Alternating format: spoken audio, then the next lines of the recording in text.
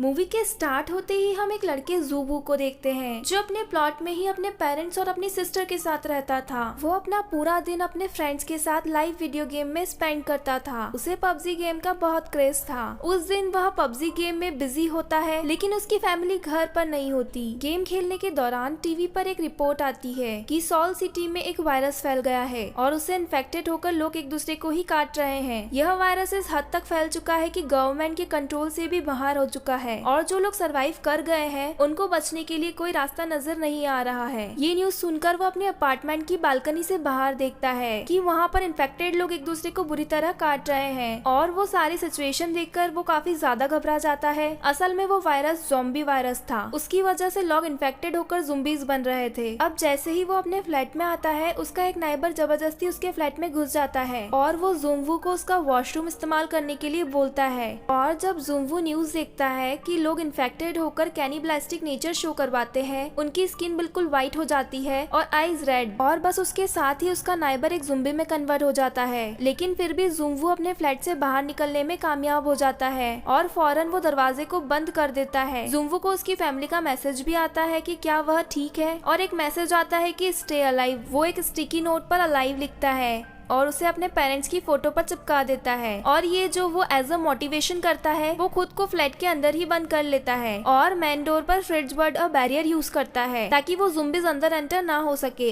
Help के लिए वो एक सेव नोट यानी स्टे अलाइव सोशल मीडिया पर अपलोड करता है, जिससे कोई उसकी पोस्ट को पढ़कर कोई उसकी हेल्प करे। लेकिन कोई भी उसकी मदद के लिए नहीं आता, क्योंकि वो जहाँ रहता था वो सारा एरिया ज़ुम्बीज की लपेट में आ गया था। ये सब कुछ उसने एक ड्रोन के जरिए पता लगवाया था जब उसके पास सिग्नल अवेलेबल थे, जब मोबाइल फोन की बैटरी भी डेड हो चुकी थी। नाइबरहुड में भी वायरस तेजी से फैल चुका था और सब लोग ज़ुम्बीज बन गए थे। इन ज़ुम्बीज की खास बात ये थी कि ज़ुम्बीज बनने के बावजूद भी अपने डेली रूटीन की सारी हैबिट्स याद रखते थे, जैसे कि सुनना, देखना, मूवमेंट और डेली रूटीन। जैसे अगर सुबह ऑफिस जाते थे तो सुबह उठकर ऑफिस जा रहे थे और सुनने में ही एक नया कॉन्सेप्ट लग रहा था। अब ज़ुम्बू को याद आता है कि वह रेडियो के थ्रू वह हेल्प के लिए मैसेज भेज सकता है, लेकिन उसके घर में इस किस्म की कोई भी डिवाइस अवेलेबल नहीं थी। वक्त गुजरता जा रहा था और ज़ुम्बू मदद लेने के लिए वीडियोस बनाता रहता था, और जाहिर है कि इतने दिन तक एक ही घर में कैद की तरह रहने से उसकी सारी फूड सप्लाईज के साथ साथ इंटरनेट और नेटवर्क भी नहीं रहता था। रात को वह एक पुलिस ऑफिसर को देखता है जो अपनी जान बचाने के लिए उन ज़ुम्बीज से लड़ रही थी, लेकिन वो ज़ुम्बीज उसे भी मार डालते हैं। वो सब कुछ ज़ुम्बू के आंखों के सामने हो रहा था। उन ज़ुम्बीज का ध्यान अपनी तरफ लगाने के लिए उसे बचाने की कोशिश करता है, लेकिन उसका कोई भी फायदा नहीं होता है। इस दौरान एक ज़ुम्बी मेन डोर ओपन करके उसकी तरफ आने की कोशिश करता है। तब वो उस ज़ुम्बी को लटक कर इस तरह दिखाता है जैसे वो नीचे गिर गया हो। उसके साथ ही वो ज़ुम्बीज नीचे गिरकर मारे जाते हैं, लेकिन ज़ुम्बू समझदारी का मुजाहरा करते बच जाता है। अब इन ज़ुम्बीज से तो वो जान बचा लेता है, लेकिन अब वो देखता है कि घर में खाने की सब चीजें खत्म हो गई है। जब वो ड्रिंक करके अपना गुजारा चलाता है, स्टार्टिंग में तो उसे अच्छा फील होता है, फिर उसे हेलुसिनेशंस होते हैं कि उसकी फैमिली घर आ गई है, सब कुछ नॉर्मल हो गया है, लेकिन असल में ऐसा कुछ भी नहीं हुआ था। सडन उसके मोबाइल फोन का नेटवर्क रिस्टोर होता है और उसकी फैमिली की तरफ से एक वॉइस मैसेज आया होता है। वो वॉइस मैसेज नॉर्मल इंसान में लास्ट था, क्योंकि अब वो भी ज़ुम्बीज बन चुके थे। वह काफी गुस्से में आ जाता है और घर को तोड़ने लगता है। गुस्से में वह घर का सारा सामान तोड़कर वह घर के बाहर आ जाता है, लेकिन इन खतरनाक ज़ुम्बीज से लड़कर उसका भयानक रूप देखकर वापस अपने घर में आ जाता है। उसके जहन में एक ही बात चल रही थी और वो थी स्टे अलाइव। इन ज़ुम्बीज को देखकर वो डिसाइड कर लेता है कि वो ज़ुम्बीज तो बिल्कुल नहीं बनेगा। यह सोचकर वह खुद को फांसी लगाकर सुसाइड करने वाला था,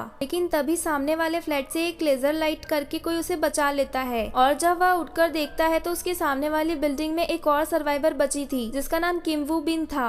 वो दोनों डेली सिग्नल्स के थ्रू बातें किया करते थे। किम वू बिन ने अपने घर में मेन डोर के सामने एक ट्रैप भी लगाया था, जिसके अंदर एक ज़ुम्बी फंस जाता है और मौके का फायदा उठाकर यू बिन उसे मार डाल देती है। यू बिन एक अच्छी लड़की थी जो किसी को भी मारना नहीं चाहती थी, लेकिन सिचुएशन कुछ ऐसी थी जिससे उस ज़ुम्बी को मारना पड़ा, क्योंकि अगर वो उसे नहीं मारती तो शायद वह उसे मार डालता। युमवू देखती है कि ज़ुम्बू काफी दिन से भूखा है। उसे खाना देने के लिए एक रस्सी को बांधकर उसके अपार्टमेंट में फेंकने की कोशिश करती है, लेकिन जिस वॉल के जरिए वह रस्सी को फेंक रही थी वो वहाँ पहुँचने की बजाय नीचे गिर जाती है। तब जुम्बू अपना ड्रोन भेजता है और ड्रोन के जरिए उन दोनों के बीच एक रस्सी बांध दी जाती है और जुम्बू तक खाना पहुँचाया जाता है। उसके बाद एक ज़ुम्बी उस बॉल को देख लेता है जो अपनी रियल लाइफ में एक फायर फाइटर था और उसे रस्सी पकड़कर आसानी से ऊपर चढ़ना भी आता था, क्योंकि ये ज़ुम्बीज़ के नेचर में शामिल था कि वो किसी भी अपनी हैबिट को नहीं भूलते। वो उस बॉल को पकड़कर खींचता है जो रस्सी के सहारे यूबिन की एक टेबल से बांधी गई थी। वो टेबल अपनी जगह से मूव करता है और जोर से आकर यूबिन को लग जाता है, जिसकी वजह से वो बेहोश हो जाती है और वो ज़ुम्बीज़ रस्सी को पकड़कर ऊपर चढ़ने लगते हैं। जुम्बू का अपना ड्रोन अनफॉर्चुनेटली रेडियो भी डाउन था। वो एक वॉकी टॉकी यूबिन को भेज देता है। वो दोनों वॉकी टॉकी के जरिए काफी दिन तक एक दूसरे से बातें करते रहते थे। यूबिन जुम्बू को बताती है कि उसे हाइट से बहुत डर लगता है। यहाँ पर हमें ये रियलाइज होता है कि हमें खाने पीने के अलावा इंसान को किसी के साथ की भी जरूरत होती है, क्योंकि अकेला रहना भी इंसान के लिए किसी नुकसान से खाली नहीं होता। पानी पीने के लिए यह दोनों बाहर कंटेनर्स रखा करते थे। जब बारिश होती थी तब वो कंटेनर्स भर जाया करते हैं। एक दिन बहुत सारे ज़ुम्बीज़ उस अपार्टमेंट में फैल जाते हैं। उन ज़ुम्बीज़ के मूवमेंट से ऐसा फील हो रहा था जैसे बारिश हो रही है, लेकिन असल में वो ज़ुम्बीज़ के भागने की आवाज थी। भगदड़ में यूबिन से कुछ चीजें गिर जाती है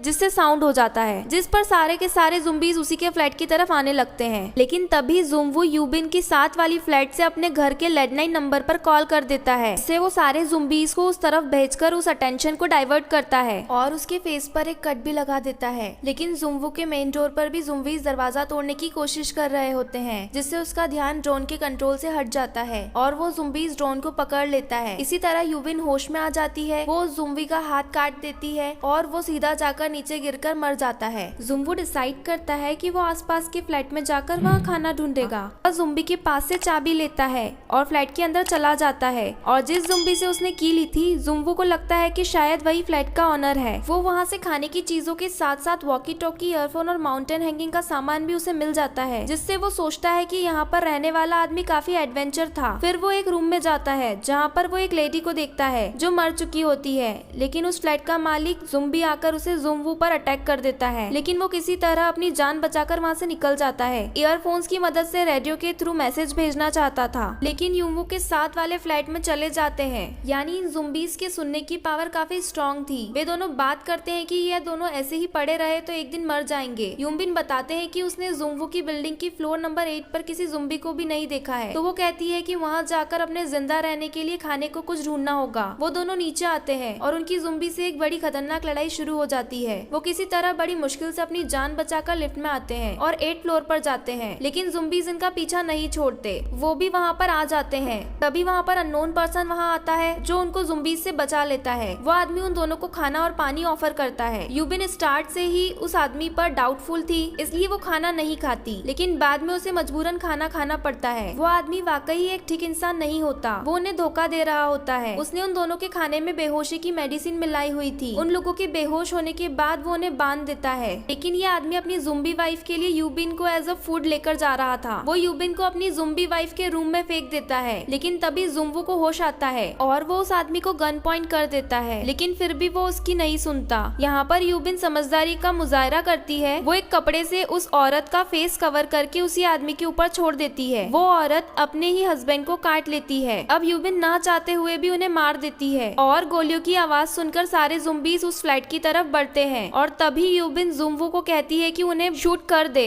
तभी उन्हें हेलीकॉप्टर की आवाज आती है। वो दोनों ज़ुम्बीज़ का काफी मुकाबला करते हुए बिल्डिंग की छत पर आ जाते हैं, लेकिन अफसोस उन्हें वहाँ पर कोई भी हेलीकॉप्टर नजर नहीं आता। वो दोनों बची कुची गोलियों से उन ज़ुम्बीज़ को शूट करते हैं और साथ साथ वो अपने लिए प्रे करते हैं कि वो बच जाए, और तभी अचानक से वहाँ हेलीकॉप्टर सच में आ जाते हैं। उन ज़ुम्बीज़ को शूट करते हुए उन दोनों को सही सलामत बैठा लिया जाता है। वहाँ से निकलते ही सिग्नल्स भी आ जाते हैं और उनके फ्रेंड्स के आए हुए मैसेजेस देख के वो खुश हो जाते हैं। दोनों सर्वाइवर्स अपनी पिक्चर्स को नेट पर अपलोड कर देते हैं और अपनी लोकेशन बताते हैं। फाइनली जुम्बू का स्टे अलाइव अब अलाइव बन जाता है और वैसे इसके साथ ही ये मूवी एंड हो जाती है।